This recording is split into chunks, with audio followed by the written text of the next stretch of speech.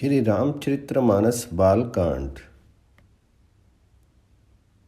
मास प्रायण 8वां विश्राम नवहान प्रायण दूसरा विश्राम। सिय संबरु देखी जाई इसु काही धो देई बढ़ाई लखन कहाँ जस भाजनु सोई नाथ कृपा तब जा पर हुई। चल करके सीता जी के संबर को देखना चाहिए। देखें ईश्वर किसको बढ़ाई देते हैं। लक्ष्मण जी ने कहा, हे नाथ, जिस पर आपकी कृपा होगी वही बढ़ाई का पात्र होगा। धनुष तोड़ने का श्रेय उसी को प्राप्त होगा। हर्षे मुनि सब सुनी बर बानी दीनी असीम सब ही सुख मानी।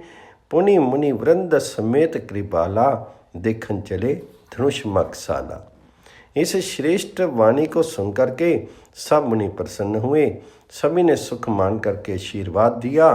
फिर मुनियों के समूह सहित कृपालु श्री रामचंद्र जी धनुष यज्ञशाला देखने चले।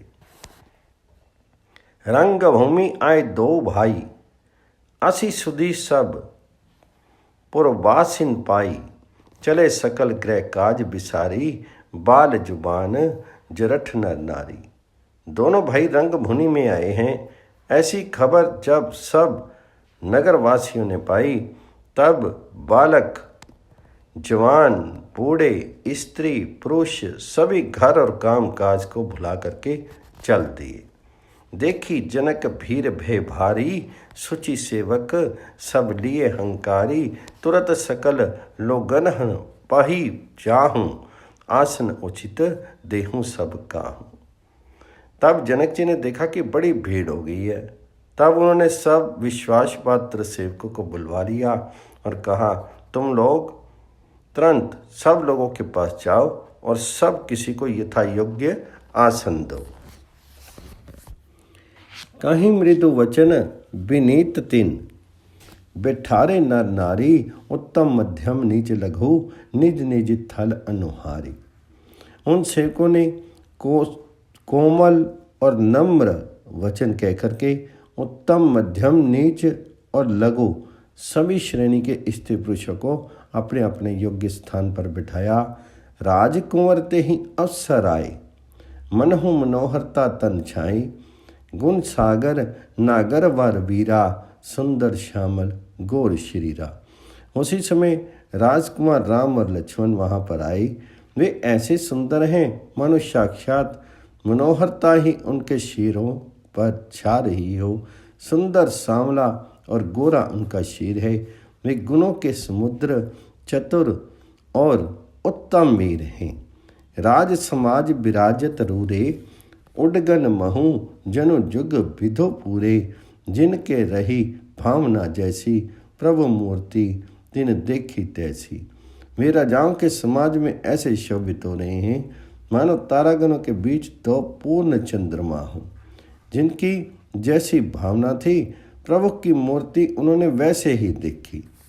देखी रूप महारंधीरा मन हो वीर रसो धरे श्रीरा। दरे कुटिल निप प्रभु निहारी मन हो भयानक मूर्ति भारी। महान रणधीर राजा लोग श्री रामचंद्र जी के रूप को ऐसा देख रहे हैं मनो स्वयं वीर रस शरीर धारण किए हुए हों। कुटिल राजा प्रभु को देख करके डर गए मनो बड़ी भयानक मूर्ति हो। रहे असुर छल छोनिप बेशा तीन प्रभु प्रगट काल सम देखा। पुरबासिन देखे दो भाई नर भूषण लोचन सुखदाई।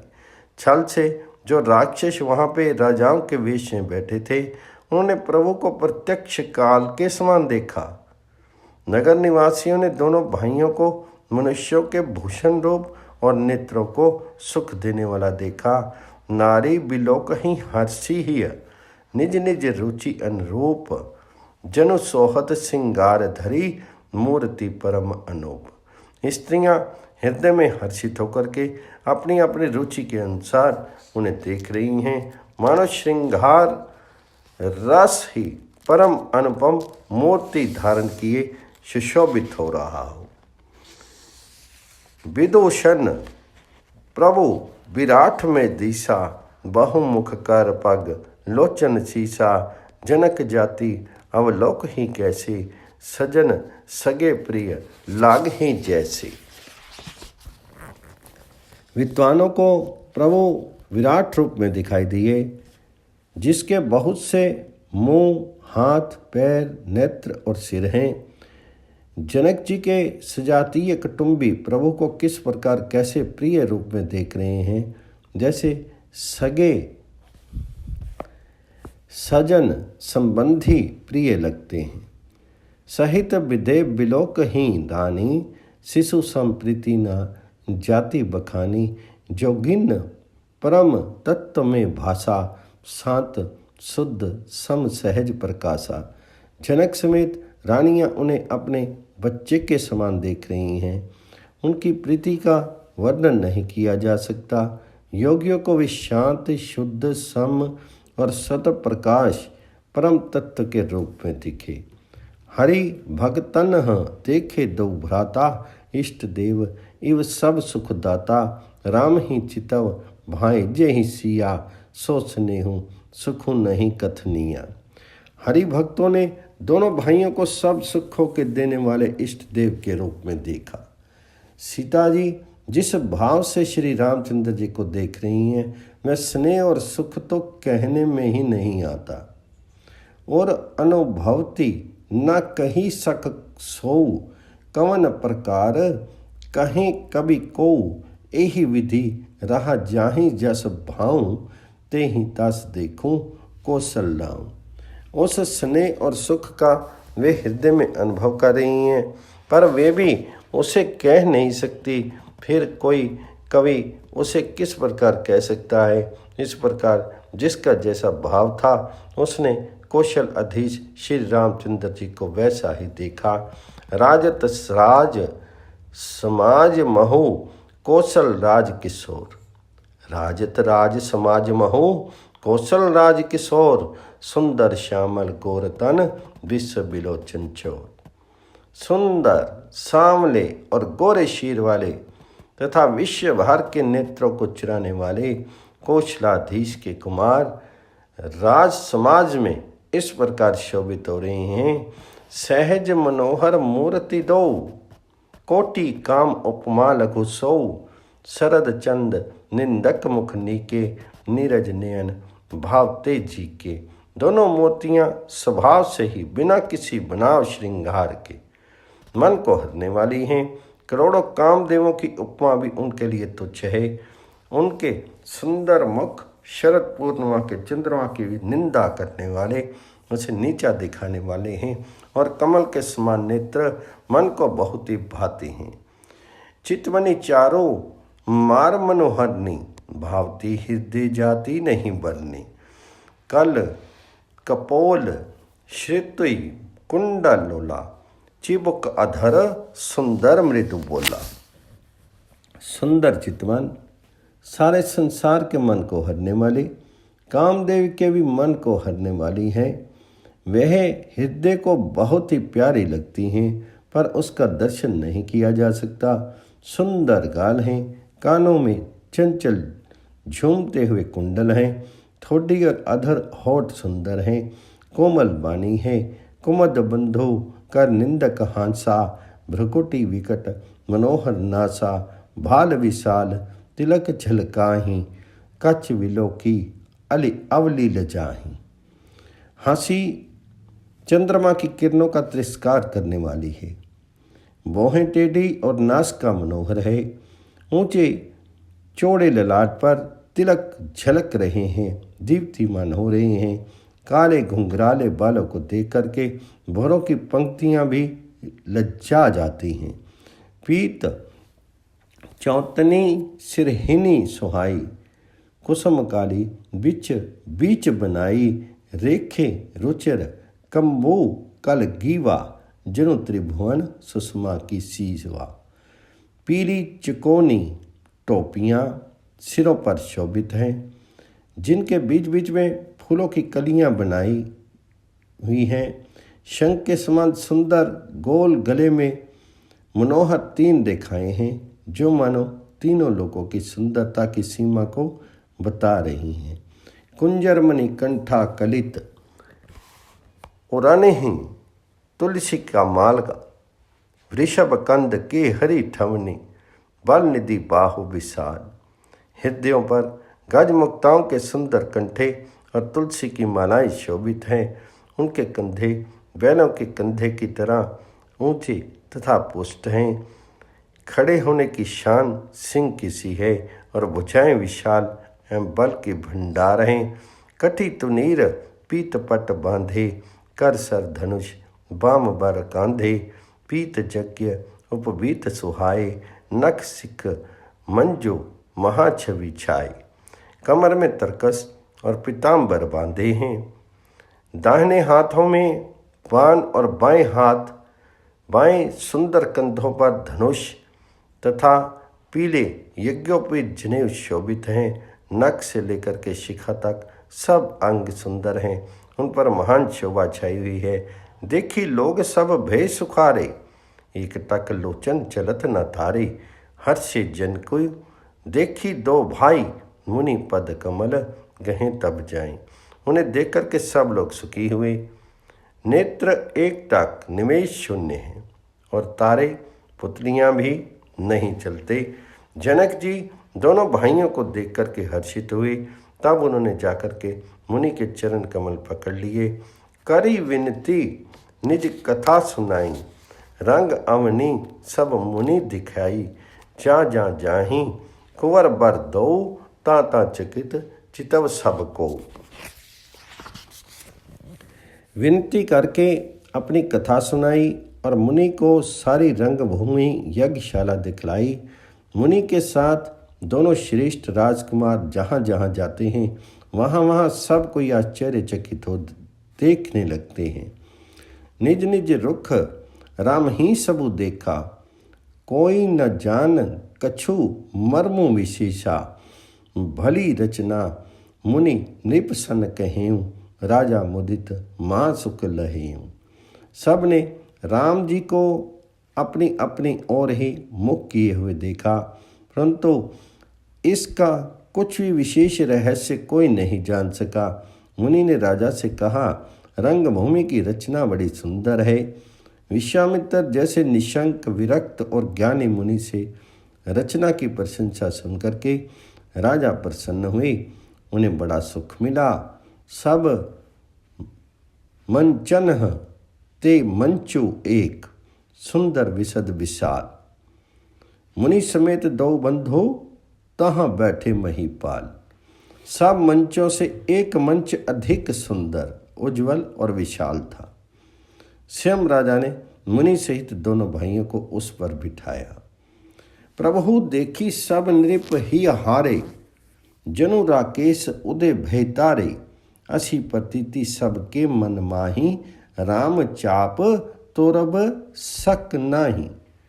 प्रभु को देख करके सब राजा हृदय में ऐसे हार गए, निराश एवं उत्साहहीन हो गए, जैसे पूर्ण चंद्रमा के उदय होने पर तारे प्रकाशहीन हो जाते हैं।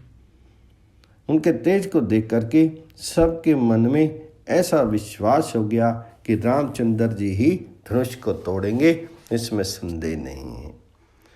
बिनु भंजे हूँ भाव धनुष विशाला, मेली है सिय राम और माला।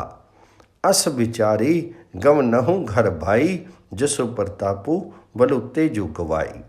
इधर उनके रूप को देख करके सबके मन में ये निश्चय हो गया है कि शिवजी के विशाल धनुष को जो संभव है न टूट सके। बिना तोड़े भी सीता जी श्री रामचंद्र जी के गले में जयमाला डालेंगी, अर्थात दोनों तरह से ही हमारी हार होगी और विजय श्री रामचंद्र जी के हाथ रहेगी। यूँ सोच करके वे कहने लगे, हे भाई, ऐसा विचार कर यश प्रताप बल और तेज गवा करके अपने अपने घर चलो। वेद से अपर भोप सुनि बानी, छे अविवेक अंध अभिमानी। तो रेहूँ धनुष ब्याहूँ अवगाहा, बिनु तोरे को क्वारे पियाहा। दूसरे राजा जो अविवाहिकी से अंधे हो रहे थे और अभिमानी थे, ये बात सुनकर के बहुत हंसे। उन्होंने कहा, धनुष तोड़ने पर भी विवाह होना कठिन है, अर्थात सहज ही में हम जानकी को हाथ से जाने नहीं देंगे। फिर बिना तोड़े तो राजकुमारी को ब्याह ही कौन सकता है। एक बार कालौकिन हो सिय हित सिमर जितब हम सो, ये सुनी अवर महीप मुस्काने, धर्मशील हरि भक्ति सियाने। काल ही क्यों ना हो, एक बार तो सीता के लिए उसे भी हम युद्ध में जीत लेंगे। ये घमंड की बात सुनकर के दूसरे राजा जो धर्मात्मा हरिभक्त और सियाने थे मुस्कुराए। सिंह ब्याहा भी राम गर्भ, दूरी करी निरपहन के, जीती को सख संग्राम, दशरथ के रन बांकुरे। उन्होंने कहा, राजाओं के गर्व दूर करके जो धनुष्य किसी से नहीं टूट सकेगा, उसे तोड़ करके श्री रामचंद्र जी सीता जी को ब्याएंगे। रही युद्ध की बात, तो महाराज दशरथ के रन में बांके पुत्रों को युद्ध में तो जीत ही कौन सकता है। व्यर्थ मरहु जनी गाल बजाई, मन मोदकन ही की भूख बुताई। सिख हमारे सुखी परम पुनीता, जगदम्बा जानहु जिये सीता। गाल बजा करके व्यर्थ ही मत करो, मन के लड्डुओं से भी कभी भूख बुझती है। हमारी परम पवित्र निष्कपट सीख को सुनकर के सीता जी को अपने जीव में साक्षात जगत जननी समझो। उन्हें पत्नी रूप में पाने की आशा एवं लालसा छोड़ दो। जगत पिता रघुपति ही विचारी, भरी लोचन छवि ले निहारी। सुंदर सुखद सकल गुण राशि, ए दो बंधु शंभो और वासी। और श्री रघुनाथ जी को जगत का पिता परमेश्वर विचार करके नेत्र भर करके उनकी छवि देख लो। ऐसे अवसर बार बार नहीं मिलेगा। सुंदर सुख देने वाले और समस्त गुणों की राशि ये दोनों भाई शिव जी के हृदय में बसने वाले हैं। स्वयं शिव जी भी जिन्हें सदा हृदय में छिपाए रखते हैं, वे तुम्हारे नेत्रों के सामने आ गए हैं। सुधा समुद्र समीप बिहाई, मृग जलो निरखी मरहो कत धाई। करहूँ जाई न कहूँ जोई भावा, हम तो आजू जन्म फलु पावा। समीप आए हुए भगवत दर्शन रूप अमृत के समुद्र को छोड़ करके तुम जगत जननी जानकी को पत्नी रूप में पाने की दुराशा रूप मिथ्या मृग जल को देख करके दौड़ करके क्यों मरते हो। फिर भाई जिसको जो अच्छा लगे वही जाकर करो।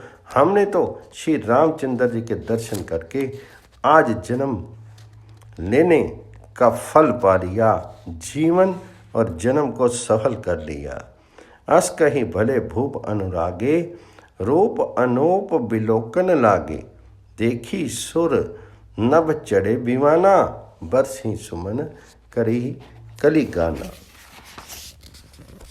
ऐसा कहकर के अच्छे राजा प्रेम मग्न होकर के श्री राम जी का अनुपम रूप देखने लगे। मनुष्यों की तो बात ही क्या, देवता लोग भी आकाश से विमानों पर चढ़े हुए दर्शन कर रहे हैं और सुंदर गान करते हुए फूल बरसा रहे हैं। जानी सुअवसरो सिय तब, पठई जनक बोलाई। चतुर सखी सुंदर सकल सादर चली लवाई। तब सुअवसर जान करके जनक जी ने सीता जी को बुलाकर भेजा। सब चतुर और सुंदर सखियां आदरपूर्वक उन्हें लिवा चली। सिय शोभा नहीं जाई बखानी, जगदम्बिका रूप गुण खानी। उपमा सकल मोही लघु लागी, प्राकृत नारी अंग अनुरागी।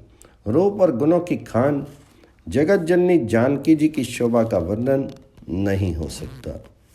उनके लिए मुझे काव्य की सब उपमाएं तुच्छ लगती हैं, क्योंकि वे लौकिक स्त्रियों के अंगों से अनुराग रखने वाली हैं, अर्थात वे जगत की स्त्रियों के अंगों को दी जाती हैं। काव्य की उपमाएं सब त्रिगुणात्मक मायिक जगत से ली गई हैं। उन्हें भगवान जी की स्वरूपा शक्ति श्री जानकी जी के अपकृत चिन्हमय अंगों के लिए प्रयुक्त करना, उनका अपमान करना और अपने को उपहास्यपद बनाना है। सिय बरनीय तेई उपमा देई को कवि कहाई असु को लेई, जो पटत्रिय तिय सम सिया, जग असी जुक्ति कहाँ कमनीय। सीता जी के वर्णन में उन्हीं उपमाओं को देकर के कौन को कवि कहलाए और अपयश का भागी बने, अर्थात सीता जी के लिए उन उपमाओं का प्रयोग करना सुकवि के पद से च्युत होना और अपकीर्ति मोल लेना है। कोई भी सुकवि ऐसी नादानी एवं अनुचित कार्य नहीं करेगा। यदि किसी स्त्री के साथ सीता की तुलना की जाए तो जगत में ऐसी सुंदर युवती है ही कहाँ जिसकी उपमा उन्हें दी जाए। गिरा मुखर तन अरध भवानी, रति अति दुखित अतनोपति जानी, विष बारनी बंधु प्रिय जेही, कहिए रमा सम किमी विदेही। पृथ्वी की स्त्रियों की तो बात ही क्या, देवताओं की स्त्रियों की भी यदि देखा जाए तो हमारी अपेक्षा कहीं अधिक दिव्य और सुंदर हैं। तो उनमें षष्ठी को बहुत बोलने वाली पार्वती अर्धांगिनी है, अर्थात अर्ध नारी नटेश्वर के रूप में उनका आधा ही अंग स्त्री का है, शेष आधा अंग पुरुष शिव जी का है। कामदेव की स्त्री रथी पति को बिना शीर का अनंग जान करके बहुत दुखी रहती है और जिनके विष और मध्य जैसे समुद्र से उत्पन्न होने के नाते प्रिय भाई हैं, उन लक्ष्मी के समान तो जानकी जी को कहा ही कैसे जाए।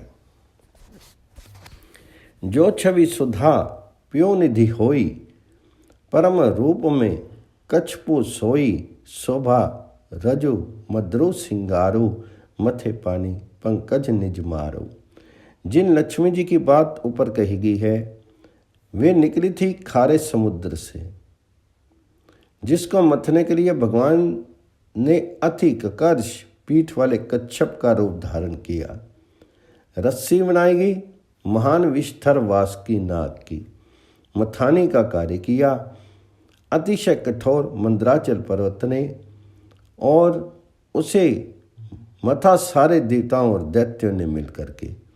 जिन लक्ष्मी को अतिशय शोभा की खान और अनुपम सुंदरी कहते हैं, उनको प्रकट करने में हेतु बने ये सब असुंदर एवं स्वाभाविक ही कठोर उपकरण।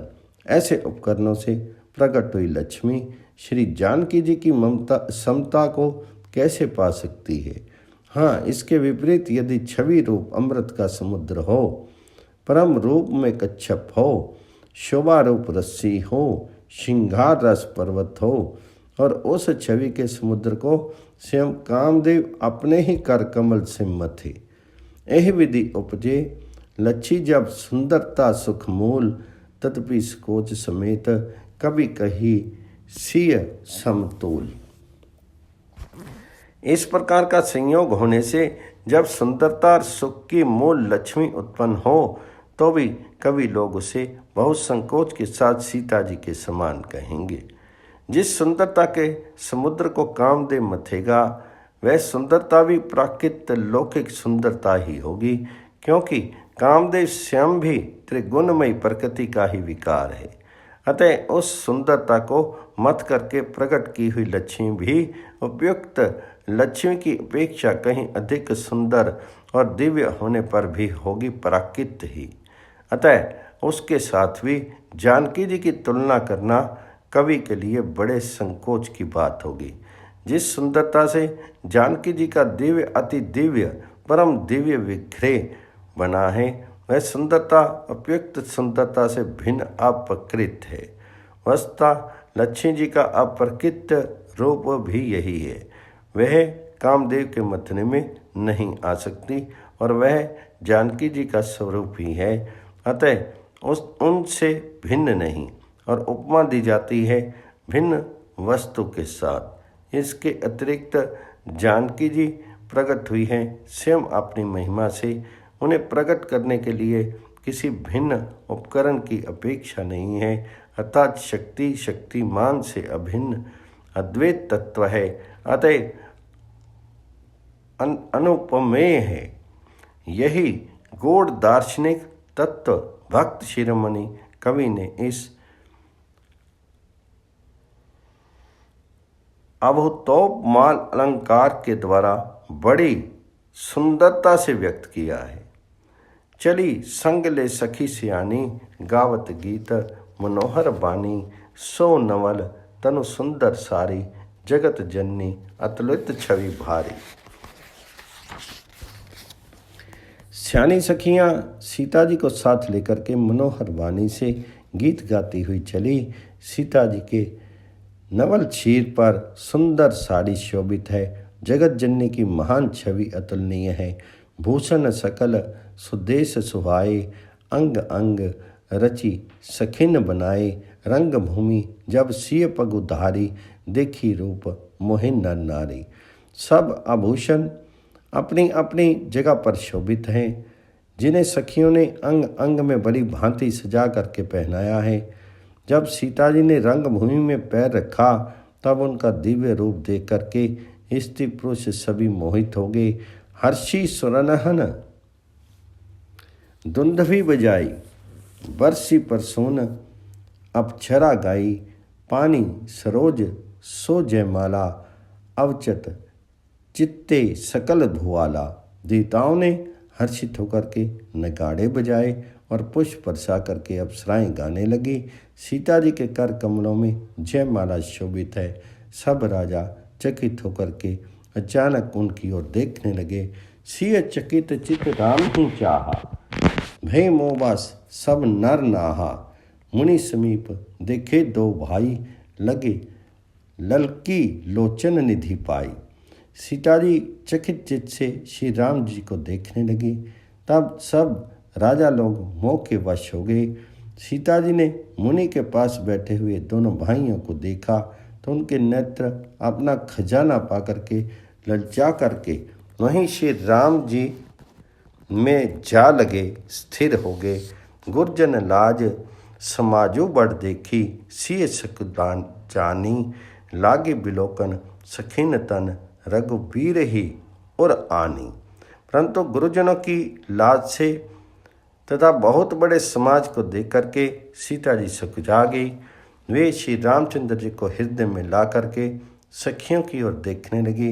राम रूपो अरु सिय छवि देखे, नर नारहीन परिहरि निमेषे, सुचि ही सकल कहत सकुचाही, विधि सन विनय करही मन माही। श्री रामचंद्र जी का रूप और सीता जी की छवि देख करके स्त्री पुरुषों ने पलक मारना छोड़ दिया। सब एक टक उन्हीं को देखने लगे। सभी अपने मन में सोचते हैं पर कहते हैं, सचाते हैं। मन ही मन वे विधाता से विनय करते हैं। हरु विधि बेगी जनक जड़ताई, मति हमारी असी देहि सुहाई। बिनु विचार पनु तजी नर नाहूँ, सिय राम कर करे विवाहूँ। हे विधाता, जनक की मूर्ता को शीघ्र हर लीजिए और हमारी ही ऐसी सुंदर बुद्धि उन्हें दीजिए कि जिससे बिना ही विचार किए राजा अपना प्रण छोड़ करके सीता जी का विवाह राम जी से कर दें। जगु भल कहीं ही भाव सब काहूँ, हठ कहने अत हूँ उड़ताहूँ। यही लालसा मगन सब लोगू, बरु सांवरो जानकी जोगू।